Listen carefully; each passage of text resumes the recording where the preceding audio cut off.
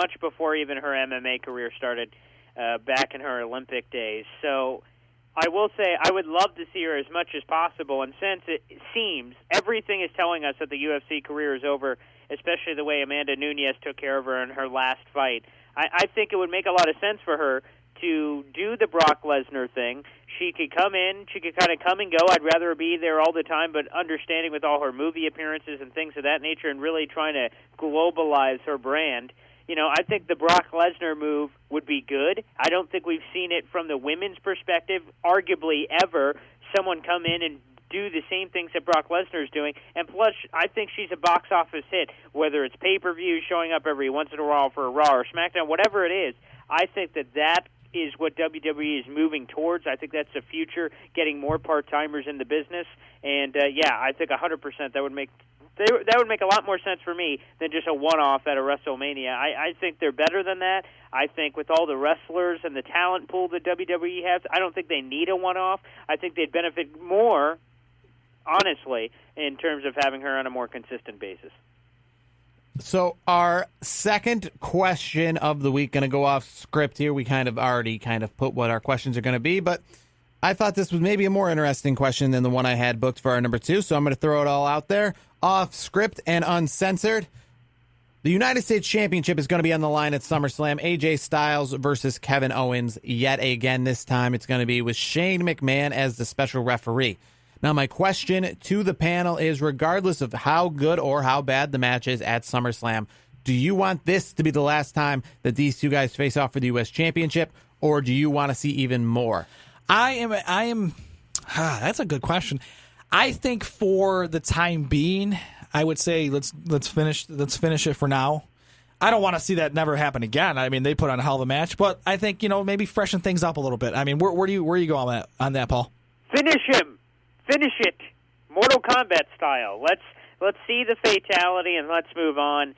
There's enough different possible combinations. These are two very talented guys here.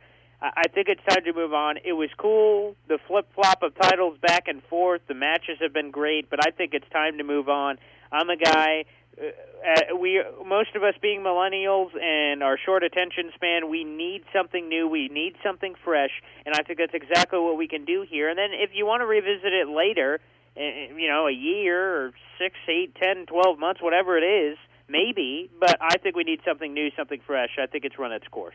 I just feel that they're kind of dropping the ball now. There's a history at SummerSlam of a lot of great Intercontinental Championship matches decided in a ladder match. Now, we obviously saw Razor Ramon and Shawn Michaels. Their second Intercontinental Championship match was at a SummerSlam. The Rock versus Triple H in that great SummerSlam match in 1998. I feel that this should be decided. That's why I feel that we need one more match. I think we need to see a ladder match. AJ Styles, Kevin Owens as the final match. I'm okay with that. I'm okay with it too. Yeah. So I would like that to be at SummerSlam to kind of follow that tradition of stealing the show with a great, sub-championship of the heavyweight championship ladder match. I feel that the United States Championship right now is more important than the Intercontinental Championship. That could be a question I could oppose of which one do you think has, more value. Right now, I think that the United States Championship is the third most important championship in WWE. And depending on which, who's fighting for, let's say, the SmackDown Championship, when it was Jinder Mahal versus Randy Orton, I was more interested in the United States Championship match than I was that World Heavyweight Championship match or the WWE Championship match. So I feel that I want to see maybe one more match out of this. I don't want to go too much farther, but this is a great rivalry, and I kind of don't want... I know it's a big pay-per-view, and they're going to end it at the big pay-per-view, but at the same time, I just kind of don't want to see it end because I don't want to see... If Kevin Owens... I don't think he's going to be... If he's not facing Chris Jericho in the future, with Chris Jericho being so busy, and, I don't see him coming back full-time, until at least the fall, I don't want to see Kevin Owens versus really anybody else at this time. And same with AJ Styles. I don't know, who else. I don't want to see AJ Styles versus Baron Corbin or anything like that with the U.S. Championship on the line. I kind of like this, and I want to see maybe one more match after SummerSlam, and then we can close. But I don't exactly want to see SummerSlam be the last one. So let's move on to our third question of the week, something that kind of just popped into my head randomly. And, I got thinking. So this past Tuesday on SmackDown, when SmackDown came to an end, the WWE Network exclusive material that saw Baron Corbin and John Cena and Shinsuke Nakamura kind of all in a big, skirmuffle or whatever they call it, a big, kibosh? I don't know. What is it when everybody just fights and then that's how the show goes off the air? It delayed the start of 205 Live. And it made me think about 205 Live. And, obviously everyone talks recently about the ratings of 205 Live, people leaving 205 Live, like when it comes on the air, a lot of the live audience. So I thought maybe that now there is no rumors of this happening, but kind of just want to throw this out here. What would you guys think if WWE, and not full-time, just maybe for a month, decided to swap 205 Live and NXT? And what I mean by that is NXT go on the road with SmackDown, and when SmackDown goes off the air, NXT airs live after SmackDown's over, and 205 Live can either be live or taped, but down at Full Sail University. Doesn't that make more sense? I agree. Yeah. Doesn't it make more sense to have, so NXT is the developmental brand. They are what we hope will be future WWE superstars. Now, they're the minors of the WWE. Why wouldn't you bring the minors with you? At any point, you could draw from that pool. Let's say an emergency happens, or not even just an emergency, just in general, in terms of the natural evolution, the natural development. Why wouldn't you grab a guy from NXT and bloop, put him right there, and you could build storylines? I love the possibilities of this, and it's a great way that you put it. And then 205 Live, obviously, it's not doing anything near where what it was supposed to do, so have it pre-recorded. Who cares? Those storylines are irrelevant. I just think of that. It makes more sense to throw 205 Live at Full Sail University than NXT that you could just bring on with the rest of the package and package it together. That makes more sense. Paul, I couldn't agree more. That absolutely. The only folks that would be upset with that is Full Sail, I think, for that scenario. NXT, and you stole my thunder, man. It's like one of those things where you have a change of script or something, an injury, last minute something happens. You can call like Aleister Black or one of the other NXT stars down there and say, hey, you're already here. We're going to put you in a match against so and so. I think that's the way to go. Plus, on the other side of it too, you can get them really on the road with the other, the main roster guys. Pair them up and help them develop in that way too, where they're on the road, they're mentoring. Because I think if you have some of those guys while they're developing in NXT on the road with the main roster stars, I think that can only make the product better because they're going to learn a few more things about being on the road, things you want to do, and they're going to. Honestly, I see it all the time. When guys and gals are coming back from injuries, who are they training with? They're at the Performance Center working out with the NXT guys and gals. Well, I think a big thing to me, and another reason why I kind of brought this up is with these big NXT pay-per-views right before, let's say SummerSlam, right before WrestleMania, Royal Rumble, etc. They sell these big NXT pay-per-views, and outside of NXT fans who go to Full Sail University and watch this product on the WWE Network, they're not exposed to the mainstream WWE fans, the ones who go to SmackDown, the ones who go to Raw, the ones who go to these WWE pay-per-views. So I think it would be a great chance to expose this talent to the WWE universe. And let's say 205 Live, you're not really selling a 205 Live pay-per-view. You don't really have 205 Live specials on WWE Network that you're trying to sell out 20,000-seat arenas to, the night before WrestleMania or SummerSlam. You're doing that with NXT. And I'm not saying that they're doing a bad job. They get great crowds for these NXT TakeOver events. I don't exactly understand why everything has to be called NXT TakeOver, why they're not, all unique names. But that's a topic for another day. But I think having the NXT stars come and be exposed to, let's say, the younger audience and just the overall WWE stars. I'm not saying, again, this has to be a full-time deal. I think it would be a great experiment to just see what happens. Neither show has to really be live. You can tape one and you can still air them in their appropriate times. I just feel that NXT is getting less love because of the fact that it's aired on its own day versus 205 Live. That 205 Live, I feel that more people watch on accident than NXT because of the convenience of the fact that they're A, at the arena and it's in front of them, or B, it happens immediately after SmackDown and it's advertised all during SmackDown to make sure you tune in. So I'd like to see if you gave NXT kind of like that, hey, we'll put you in front of the WWE audience. We'll make you right after SmackDown to see if maybe that gives them a ratings boost.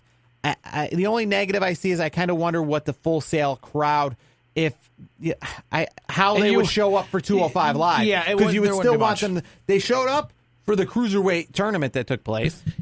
I mean, because it was more of a special. That was a special kind of. It was a special setup, special event type of thing.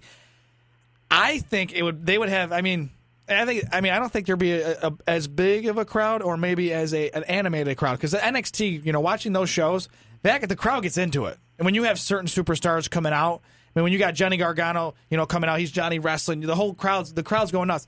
I mean, the 205 Live, and I'm not knocking those competitors because they're all super talented, but it would take away from the Full Sail. I mean, that's one on a minor scale compared to the whole grand scheme of things. So from Full Sail's point of view, they're not going to want that to happen. They're going to do everything they can to keep NXT where it's at. 205 Live, I think if you switch them around, I think it'd be all around better for the WWE, to be honest with you.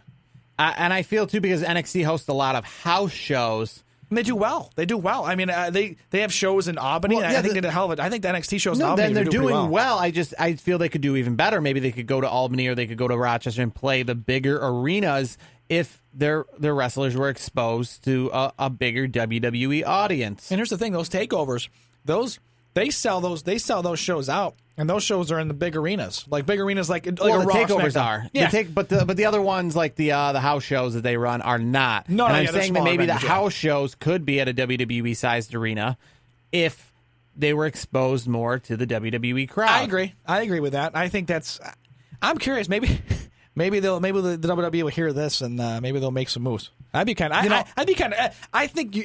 that's a great point that you make. I think that I would just be a feel good, all the good way to do tinkering it. they're doing with 205 with the cruiserweights now. Obviously, we're seeing the production of the cruiserweights on Raw going down, where they're not changing the ropes over, they're not changing the ring over.